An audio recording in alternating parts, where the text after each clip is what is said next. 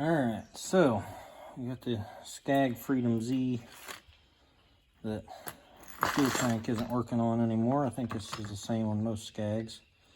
This little piece fell apart. Reason for that, because when you go to put all this back together,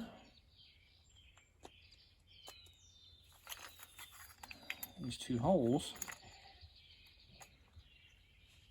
don't have anything to capture this tube. So they're in there like that, but then there's nothing stopping them from vibrating out, releasing this center spiral thing, and it doesn't work anymore again. So what I'm going to do, some little knurling action.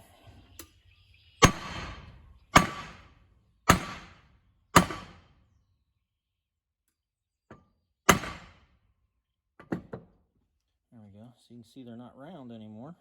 We're going to press them back in there. It'll be good as new, hopefully.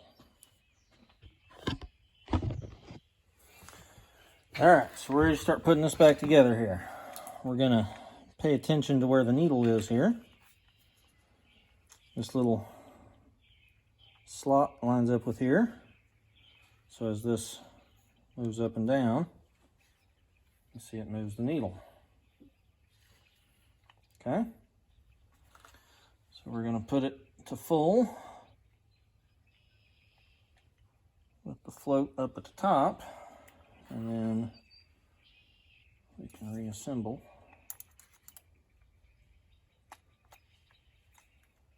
our newly knurled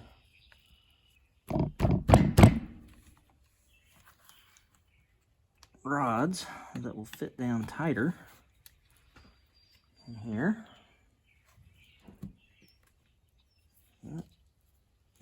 That should full. There we go. So when it's at the top, it's full. At the bottom, it's empty. Then what we're going to do is push it back into the mower here. These are really easy to take out, and I was lucky. I was able to take a magnet here, fish down in the fuel tank, make sure it's clean first, obviously, and fish it out. Should be good as new. Let's double check it real quick here. Yeah, doesn't feel like it's going to vibrate loose.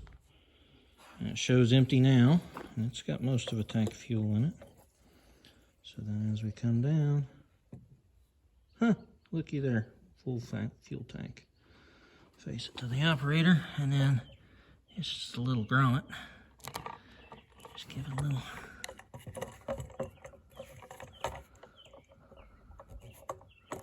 push in there. What's going on with this? Oh, washer just slid.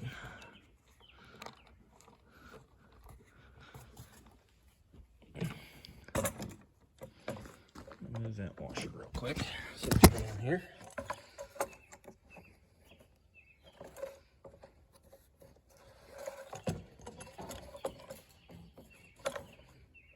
Let's try it this way. Let's push the washer in first. Haha. Okay, so that's the trick. Put the washer in first, and then get that facing the direction you want. Make sure everybody's down. Good.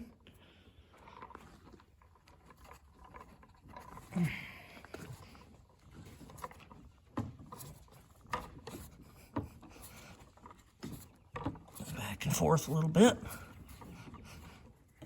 There we are. It's in there. Okay, so if you run into that, save yourself $50, and if you can fish it out, you can repair it.